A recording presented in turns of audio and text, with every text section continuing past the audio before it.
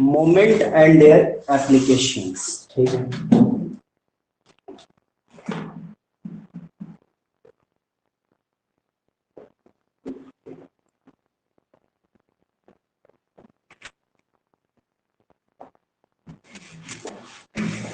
Moment की हिंदी क्या है? हिंदी है, लेकिन समझो कि होता क्या है। चलो समझते हैं। देखो, इससे पहले भी मैं बता चुका हूँ, इसका पिछले वाले चैप्टर में भी बता चुका हूँ, और अभी भी फिर से बता रहा हूँ। ठीक है, कि मोमेंट होता क्या है समझा रहा हूँ। देखो समझो ध्यान से। एक बीम होता है अपने पास, है ना, और बीम के नीचे मान लो ऐसा सपोर्ट लगा है, मान लो ये लोड लगा है ना, इधर से लोड लगा है, इधर से लोड लगा है। कहीं पर कोई भी लोड आ सकता है, जैसे हम लोग ये लोग बीम लगाते हैं तो कहीं पर कोई भी लोड आ सकता है, नहीं आ सकता? तो बीम के ऊपर ये लोड लगे हुए रहते हैं ऐसे। कितने तरह के बीम होते हैं वो भी हम लोग अभी पढ़ेंगे, देखेंगे, तो उसको देखेंगे। उससे पहले हम लोग ये थोड़ा मोमेंट समझते हैं, फिर बीम के टाइप भी पढ़ेंगे, इसी चक्कर में पढ़ना है। तो फिलहाल ये समझो कि एक बीम है, बीम के ऊपर बहुत सारे लोड लगे हुए हैं, और इसमें क्या हो रहा है, अपने को ए पॉइंट और ये रहा बी पॉइंट, है ना, कहीं पर भी अपने को मोमेंट निकालना है। तो what is moment? Moment is the product of force, ये F1 है, और ये मान लो ये अपना डिस्टेंस है L है, L1 मान लो। ठीक है, तो फोर्स ये F2 है, और यहाँ से यहाँ तक का डिस्टेंस मान लो L2 है। कुछ तो होगा ना? वो मैंने कुछ भी मान लिया। यहाँ से ये इसको मान लिया F3 है, फोर्स नंबर 3, और यहाँ से यहाँ तक का डिस्टेंस कुछ तो होएगा। L3 मान लिया मैंने, मान लो, है ना, कुछ तो होएगा। तो कहता क्या है, मोमेंट क्या होता है? अगर मैं ए पॉइंट पर मोमेंट निकालूं, तो F1 की वजह से जो मोमेंट आएगा वो आएगा force into perpendicular distance. Force into perpendicular distance होता है। क्या होता है? Force into perpendicular distance. तो फोर्स ये रहा F1 फोर्स, और इनटू ये रहा परपेंडिकुलर डिस्टेंस। परपेंडिकुलर क्यों बोल रहा हूं मैं? तो ध्यान से देखोगे तो तुम्हें समझ में आ जाएगा। परपेंडिकुलर यानी लंब, ये वाला, जी सर, ये वाला परपेंडिकुलर। तो देखोगे तो ये F जो आ रहा है ऐसे लग रहा है, और डिस्टेंस हम ऐसे मेजर कर रहे हैं, तो क्या इन दोनों के बीच के एंगल बन रहा है? कितना बन रहा है? 90 बन रहा है। क्या इसी को परपेंडिकुलर कहते हैं? क्यों भाई कहते हैं? तो इसीलिए मैं कह रहा हूं कि force into perpendicular distance is called what? Is called moment. समझे बात को? तो ये जो हिंदी में जिसको आघूर्ण कहते हैं वो क्या होता है? ये फोर्स यानी बल इनटू परपेंडिकुलर यानी लंबवत दूरी, लंब कहते हैं उसे, 90 डिग्री जहां पर, तो परपेंडिकुलर डिस्टेंस हम लोग देखते हैं। ठीक है, 90 डिग्री से एंगल बना करके दूरी देखते हैं। ठीक है, चाहे ये फोर्स कैसा भी लग रहा हो, उससे हमें मतलब नहीं है। हमें डिस्टेंस कैसा चाहिए? 90 डिग्री वाला डिस्टेंस चाहिए। कैसा चाहिए? 90 डिग्री वाला डिस्टेंस चाहिए। तो इसको समझो जरा ध्यान से। अब मान लो कि मैंने इस फोर्स को मान लेते हैं हम, F2 को मैंने ऐसे बना दिया। इसके दो कंपोनेंट्स आएंगे। हमको किस पे चाहिए? हमको इस पे चाहिए, पॉइंट नंबर ए पे चाहिए। ठीक है, इस ये एंगल मान लेते हैं 30 डिग्री का, 30 डिग्री मान लिया। तो इसका इधर भी एक कंपोनेंट आएगा, और इधर मतलब वर्टिकल वाले एक्सिस में इधर भी एक कंपोनेंट आएगा। दोनों आता है। रिजोल्व करते हैं, रिजोल्व करना मैं सिखा चुका हूँ। ठीक है ना? ये पूरा अगर 90 है, ये 30 है, तो ये कितना 60 होएगा? बोल पाए ना? तो ये अगर F2 है तो इधर ले आएंगे तो F2 cos 30, ये वाला F2 cos 60 या फिर sin 30 कह लो। दोनों में से नहीं समझ में आया? तो पूछ कर नहीं रहा है। चारों वीडियो नहीं देखा ना अभी तक? पीछे वाला देखा है? तब तो समझ में आना चाहिए था। तब तो समझ में आना चाहिए था। देखो ध्यान से देखो, बताता हूँ मैं। अगर हमारे पास ऐसा हॉरिजॉन्टल एक्सिस है मान रहे हैं, तो हम क्या करते हैं, एक हॉरिजॉन्टल लाइन, इसको एक्स एक्सिस कह देते हैं या हॉरिजॉन्टल एक्सिस कह देते हैं। ठीक है, ये हमारा हॉरिजॉन्टल एक्सिस है, और ये हमारा वर्टिकल एक्सिस है जो कि वाई एक्सिस होता है। ठीक है, एक्स वाई तो पढ़े हो ना? तो अब क्या करते हैं हम लोग, अगर ऐसा फोर्स लगा हुआ है ना ऐसा, तो ये इधर भी जाएगा और इधर भी जाएगा, दोनों तरफ जाएगा। ठीक है, जिस तरफ भी लेकर के जाना है उस तरफ से कॉस लगा देना है, बस इतना ही करना है, कॉस लगा देना है। ठीक है 30 डिग्री दिया हुआ है, ये 90 होता है, ये 90 होता है, तो ये 30 तो ये 60 हो जाएगा, यहाँ तक तो कोई दिक्कत नहीं। ये फोर्स हमारा F2 है, तो F2 से अगर इधर की तरफ ले जाना है तो हम क्या लिखेंगे, F2 cos कितना डिग्री, 30 डिग्री, क्योंकि 30 की तरफ जा रहे हैं, और इधर जाएंगे तो लिखेंगे F2 cos 60 डिग्री, क्योंकि 60 की तरफ जा रहे हैं, वही तो लिखा है, नहीं लिखा। इधर आएंगे तो F2 cos 30 और इधर आएंगे तो F2 cos 60, यही तो लिखा है, कोई दिक्कत है? 90 का होता है ना, टोटल 90 का होता है, इसलिए ये 30 है, ये 60 हो गया, कोई दिक्कत है? अब आगे बढ़ सकते हैं। अब देखो ध्यान से, एक फोर्स ऐसे है, ध्यान से समझना पड़ेगा, एक फोर्स ऐसे है तो इसका जो परपेंडिकुलर डिस्टेंस होगा वो तो ऐसे होगा, होना चाहिए जी सर। तो ऐसे ए तक तो नहीं पहुंच पाएंगे, ऐसे जाते जाते नीचे चले जाएंगे या ऊपर चले जाएंगे, तो यानी कि इस फोर्स की वजह से तो मूवमेंट नहीं होगा। बात समझ में आ गई? कुछ बात समझ में आई? ठीक है। अब आते हैं इस वाले की तरफ, तो इस वाले का परपेंडिकुलर डिस्टेंस यही होगा ना, इस वाले की वजह से फोर्स आएगा, मूवमेंट आएगा, समझ रहे हो बात को? हाँ, तो सिर्फ और सिर्फ हम इस वाले फोर्स को कंसिडर करेंगे, F2 cos 60 और इनटू ये जो डिस्टेंस है यहाँ से लेकर के यहाँ तक कितना है, L2 है, बोलो आया ना, समझ आ रही है बात? तो ये हो गया हमारा मोमेंट, किसकी वजह से, F2 की वजह से ये मोमेंट हो गया किस पर, A पर, at a moment due to F2, due to F2। बात समझ में आई नहीं आई? आ गई ना बात समझ में? तो इस तरह से मोमेंट हमारा क्या होता है, moment force into perpendicular distance का एक क्या होता है, प्रोडक्ट होता है, फोर्स और परपेंडिकुलर डिस्टेंस का प्रोडक्ट होता है, निकल आ रहा है वो डायग्राम में, तो मोमेंट लग रहा है।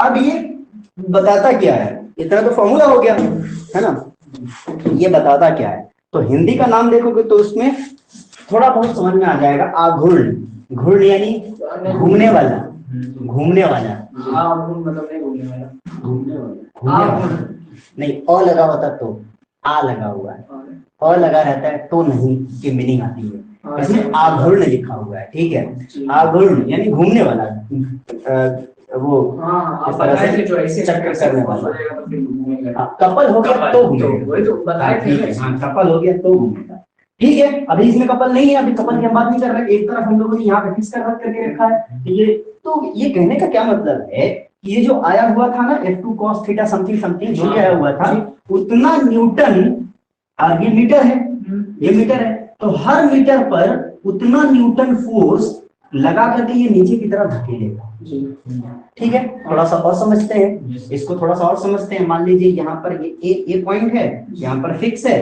ना, ये बी पॉइंट है, यहाँ भी फिक्स है, ठीक है, मान लेते हैं, और यहाँ पे मान लेते हैं कि हमारा लग रहा है 5 न्यूटन, और यहाँ से लेकर के यहाँ पर 2 मीटर जो है दूरी है यहाँ का, ठीक है। तो मैंने क्या बोला था, फोर्स इनटू परपेंडिकुलर डिस्टेंस, तो परपेंडिकुलर 90 से फोर्स ये है, परपेंडिकुलर डिस्टेंस ये है ना, तो फोर्स 5 न्यूटन है और परपेंडिकुलर डिस्टेंस 2 है, मीटर है, तो 5 में 2 से मल्टीप्लाई करेंगे तो कितना आएगा, और ए पॉइंट पर आ जाएगा ना, ए पॉइंट पर आएगा मोमेंट, तो moment at A due to 5 newton is equal to 5 into 2 is equal to 10 newton metre आ रहा है, पर मीटर नहीं आ रहा है, ध्यान देना, 10 न्यूटन मीटर आ रहा है, 10 न्यूटन मीटर, समझ रहे हो? अब इसको जब ये धक्का देगा ना तो ऐसे बनाएगा, ऐसे बनाएगा, हॉगिंग, ऐसे, हाँ हॉगिंग है, ये हॉगिंग है, जाहिर सी बात है, ऐसा बनाएगा ना भाई, ये तो हॉगिंग था ना, साइड वो सैगिंग था, ठीक है, वो उसकी बात नहीं कर रहा, मैं कह रहा हूँ कि ऐसे ऐसे कर्व बनाने की कोशिश करेगा, ठीक है। यूनिट से तुम्हें समझ में आना चाहिए कि इतना न्यूटन मीटर जो है ये मोमेंट लगाएगा और इसको जो है फोर्स करने की कोशिश करेगा, हर मीटर पर इतना न्यूटन मीटर फोर्स लगाने की कोशिश करेगा, और कोशिश करेगा कि ये जो है ना, ये एक नीचे की तरफ झुकने की कोशिश करेगी। अच्छा, दूसरी बात ये भी समझो कि अगर ये नीचे की तरफ जाएगा, इसकी बात कर रहा हूं मैं, सिर्फ इसकी बात कर रहा हूँ, ठीक है, तो सिर्फ इसकी बात कर रहा हूँ मैं मान रहा था ये नहीं था, तब तो ये ऐसे झुकता, लेकिन ये अगर है तो ये कैसे झुकेगा, बीच में फोर्स है ना, तो बीच वाला नीचे चला जाएगा, बीच वाला नीचे चला जाएगा, ऐसे शेप बनेगा, है ना? हाँ पक्का ना? हाँ नहीं क्यों बनेगा? हाँ बस तो ये जो है ना, ये तुम्हें पढ़ना है सोम में, स्ट्रेंथ ऑफ मटेरियल में, ठीक है? इसको कहते हैं डिफ्लेक्शन, और डेल हम लोग निकालेंगे, कितना झुकेगा हम निकाल सकते हैं और निकालेंगे भी। तो इस कितना मीटर झुक सकता है, कितना मिलीमीटर झुकता है, और क्यों दीवार फेल हो जाता है, क्यों झुक जाती है, ये सब पढ़ना है एक एक चीज, ठीक है? बीम क्यों झुक जाती है, दीवार टूट जाता है, बहुत सारे स्ट्रक्चर फेल हो जाते हैं, होते हैं नहीं होते? तो वो इसकी ये डिफ्लेक्शन ना अपने को पढ़ना पड़ता है। कई आर्किटेक्चर फेल हो जाते हैं, होते हैं ना? हाँ तो वो सब पढ़ना। तो देखो ध्यान से देखो, हम लोग इसके पहले पढ़ भी चुके हैं, तो इस तरह से कुछ लगा हुआ है। पहले हम लोग बहुत सारे न्यूमेरिकल देखते हैं, उसके बाद देखेंगे कि क्या होता है। देखो क्वेश्चन बनाते हैं, ये है हमारा ए पॉइंट, ये है हमारा बी पॉइंट, ठीक है? इसका एप्लीकेशन कहाँ आता है, कैसे कैसे इसका इस्तेमाल किया जाता है, सब कुछ, ठीक है?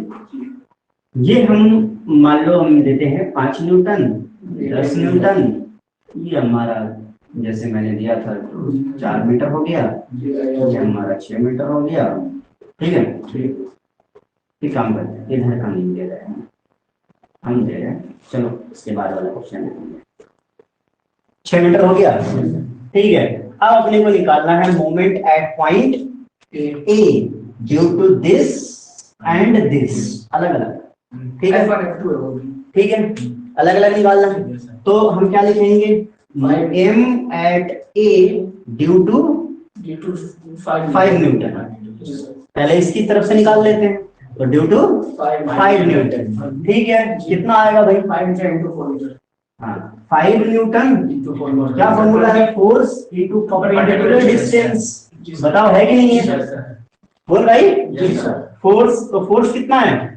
5 किधर जा रहा है? इधर की तरफ, और इसका परपेंडिकुलर डिस्टेंस यही ना होगा? ए की तरफ निकाल रहे हैं इसलिए ए तरफ देख रहे हैं, हो सकता है बी की तरफ निकालना पड़े तो बी की तरफ देखेंगे, है ना? तो force into perpendicular distance, force into perpendicular distance, तो ये इतना कितना है? 4 मीटर।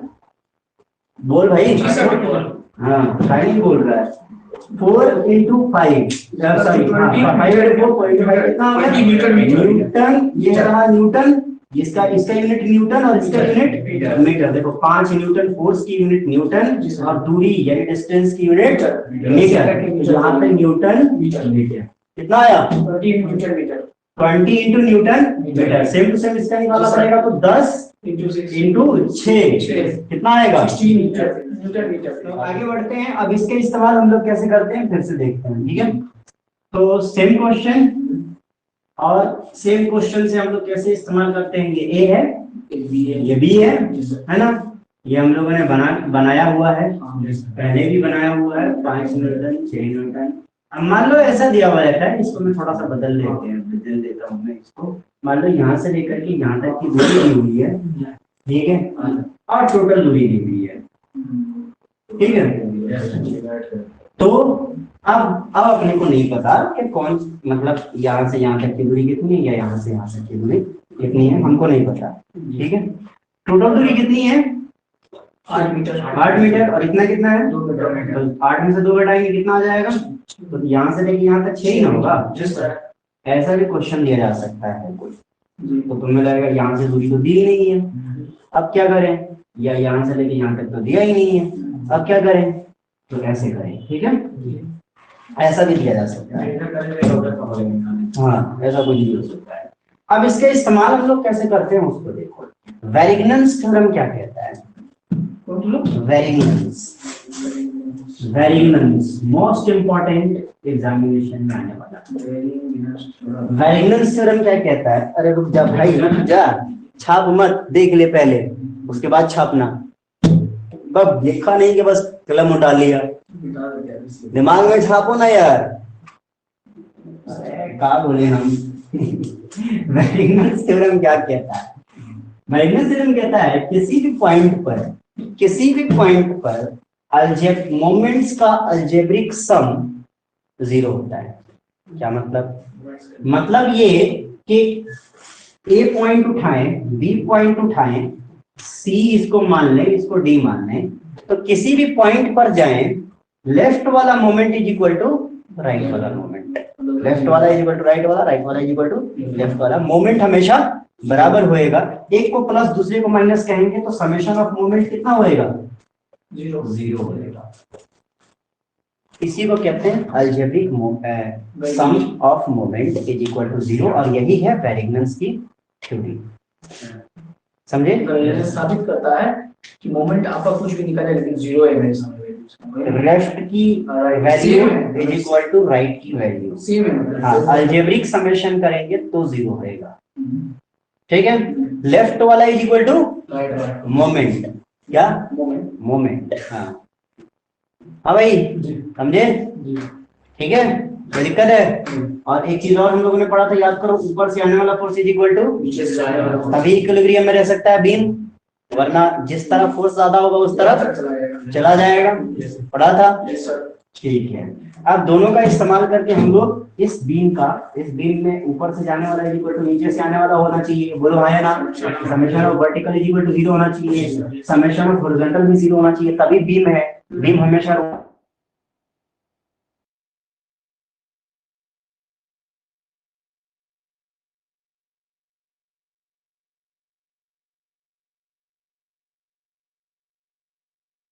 पास हॉरिजॉन्टल फोर्स नहीं है, what does it mean? It mean के हॉरिजॉन्टल फोर्स जीरो है, बात खत्म कीजिए। अगर होगा तो फिर इधर से एक फोर्स डालना पड़ेगा जो कि उसको उधर बैलेंस करे।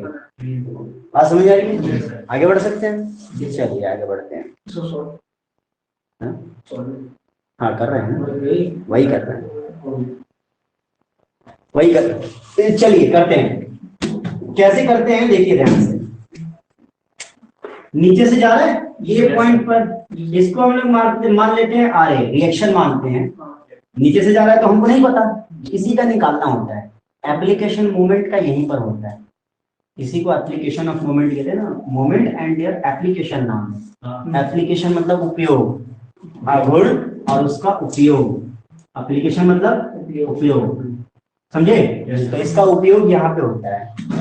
ठीक है, रिएक्शन निकालते हैं, सबसे आसान इस्तेमाल ये हम लोग कर लेते हैं। पीछे भी किया था, याद होगा पीछे भी किया था। कैसे करते हैं ध्यान से देखो। ए पर आर ए मान लेते हैं, बी पर क्या मान लेंगे? आर बी मान लेंगे, इसी तरह। बोलो आया ना? अब किसी भी पॉइंट पर तुम निकाल लो, ए पर निकालो, सी पर निकालो, डी पर निकालो, बी पर निकालो, किसी भी पॉइंट पर निकाल लो, मोमेंट का अलजेब्रिक सम हमेशा जीरो होएगा। जीरो मतलब लेफ्ट वाला इज इक्वल टू राइट वाला। समझ में आ रही है? मान लो मैं मोमेंट ए पर निकाल रहा हूँ, तो एम एट ए लेफ्ट में जीरो है, क्योंकि लेफ्ट में तो बीम है ही नहीं ना, तो जीरो है। Is equal to what? Is equal to अपना वाला फोर्स उसी पॉइंट पर लग रहा है ना, तो डिस्टेंस जीरो होएगा, तो उसी पॉइंट पर तो अपनी वजह से जो आएगा वो तो जीरो होगा। ठीक है, बात समझ में आ रही है? अब देखते हैं 5 न्यूटन। देखिए नीचे की तरफ आने वाले को हम नेगेटिव कह लेते हैं, ऊपर की तरफ जाने वाले को हम पॉजिटिव कह लेते हैं। बेसिकली हम लोग यही कहते हैं। ठीक है, तो ऊपर की तरफ जा रहा है कौन? ये वाला, इसको पॉजिटिव रखेंगे। नीचे की तरफ आ रहा है कौन सा? ये वाला, इसको निगेटिव रखेंगे। इसको भी बोलो है ना? हाँ ठीक है, तो इसको निगेटिव रखेंगे। तो चलिए माइनस ये 5 है इंटू ये डिस्टेंस कितना है? 4 है, 4 रख दिया। फिर माइनस 10 है इंटू यहां से लेके यहाँ, अबे गधे 6 ना, ए पर आना है, इस पर लेते तब ना 2, इस पर ले रहे हैं हम, मोमेंट एट ए लिखा हुआ है, तो इंटू 6। अब देखते हैं आरबी, आरबी ऊपर जा रहा है ना, तो प्लस होगा कितना? आरबी नहीं पता ना, तो आरबी ही लिख दो, इंटू यहां से लेकर के यहां तक आना है, कितना है डिस्टेंस? 8 है, तो 8 लिखेंगे ना। तो बंद करो, ओके, बात समझ में आ गई होगी मेरे ख्याल से। अब करेंगे इसका कैलकुलेशन। ठीक है, कैलकुलेशन कैसे करें देखो ध्यान से। 0 बहुत ही आसान है, -5 गुणे 4 -20 हो जाएगा, -10 गुणे 6 -7 हो जाएगा, प्लस आर बी इंटू 8। चाहो तो इस प्लस आर बी को इधर ले लो, तो हो जाएगा माइनस आर बी इंटू 8, दोनों साथ में आएगा ना भाई, प्लस इधर आया तो माइनस हुआ, -20 और -60 -80 हो जाएगा, -10 आंसर है ना। अब -80 हो गया तो ये कटेगा और ये 8 इधर चला जाएगा डिवाइड में। जी सर। तो RB is equal to what 80/8 is equal to 10 आ गया न्यूटन। 10 न्यूटन। RB कितना है भाई 10 न्यूटन आ गया। कोई दिक्कत है। RB आ गया 10 न्यूटन। अब देखो दो तरीके हैं ठीक। इसी तरह से जैसे मैंने मोमेंट एट ए लिया था वैसे ही चाहो तो मोमेंट एट बी ले लो, RA निकाल लो, ये भी तरीका बना सकते हो। और दूसरा ऊपर से आने वाला फोर्स इज इक्वल टू, बोलो भाई, ऊपर से आने वाला फोर्स इज इक्वल टू नीचे से जाने वाला फोर्स। तो ऊपर से आने वाले फोर्स कितने हैं? ऊपर से दो। कौन कौन? 5 न्यूटन बोलना यार, काहे नहीं बोल रहा है? उसके हिस्से का खाना खाते हो तो उसके बोलने पे चुप क्यों हो? उसके खाने पे छोड़ देते हो खाना है? उसके खाने पे नहीं छोड़ते ना खाना, तो उसके बोलने पे चुप क्यों रह रहे हो? वो अपने लिए बोल रहा है, वो बोलेगा अपने लिए सीखेगा, तुम बोलोगे अपने लिए सीखोगे। बोल काहे नहीं रहे हो? जब तक बोलोगे नहीं तब तक कैसे होगा है? अरे थोड़ा जोर से बोल ले यार, खाना खा के आ जा। नहीं है तो खाना खा के आ जा। एनर्जी नहीं बची है तो जा खाना खा के आ जा, लेकिन बोल, जरा जोर से बोल, मेरी कान तक आवाज पहुंचे। तो चलिए भाई, 5 है ऊपर से आने वाला, 10 भी है ऊपर से आने वाला, इज इक्वल टू नीचे से जाने वाला। नीचे से जाने वाला कौन कौन है? 2 न्यूटन है। अरे न्यूटन है। फोर्स की बात कर रहा हूं मैं। एक RA और एक RB। तो एक है RA और दूसरा है RB। कितना आया है? 10 न्यूटन आया है। तो क्या यहाँ से RA नहीं निकल जाएगा? 10 और 5 कितना हुआ? 15 और प्लस 10 इधर आके कितना हुआ? -10। भैया बताइए RA इक्वल टू कितना हो जाएगा? 5 न्यूटन नहीं होगा? अरे बोला आया ना? जी सर। बस तो खत्म बात। अभी भी नहीं समझ में? पक्का? ठीक है, चलिए छापिए इसको। हाँ, और ऐसे ही मतलब देखो तुम तो मतलब बता सकते थे, ऐसे भी बता सकते कि भाई RB 10 आया और ऊपर से आने वाला 10 ऑलरेडी 10 से 10 मिल रहा है, तो 5 ही ना बचा ये। खत्म बात। लेकिन RGB में ऐसे थोड़ी है ना। आप जो बताए RGB में ऑब्जेक्टिव भी तो आता है ना, हमने बनाया था, याद है? Yes sir. आप बनाए थे तो वो वाले चैप्टर में, सेकंड चैप्टर में कपल जिसमें भी बनाए थे ना ऐसे क्वेश्चंस, याद है? जी। तो क्या ऐसे क्वेश्चन नहीं पूछा जा सकता? इतना आसान क्वेश्चन नहीं पूछा जा सकता 1 नंबर 2 नंबर में। कॉम्पिटिटिव एग्जाम्स में क्वेश्चंस आते हैं ऐसे, यूनिवर्सिटी की तो छोड़ो, 1 आध नंबर मतलब। हालांकि ऑब्जेक्टिव तो 1 नंबर में ठीक होता है, 2 नंबर होता है, तो 1-2 नंबर में ऐसे क्वेश्चन पूछे जा सकते हैं, क्योंकि है ये 1 नंबर के लायक तो है कम से कम। सर वो तो ये ना देगा, डायग्राम नहीं देगा। वो तो हो सकता है डायग्राम दे, हो सकता है डायग्राम नहीं दे। वो तो एक लैंग्वेज समझाएगा। डायग्राम भी दे सकता है, नहीं भी दे सकता है, दोनों जैसे मान के हाँ, मान के दो कि नंबर नहीं है देगा, डायग्राम। और डायग्राम बनाना है, मैंने दिया है तभी बनाना है, नहीं दिया तभी बनाना है। मैं बार बार कह रहा हूँ डायग्राम बनाना है। चलिए छापते रहिए।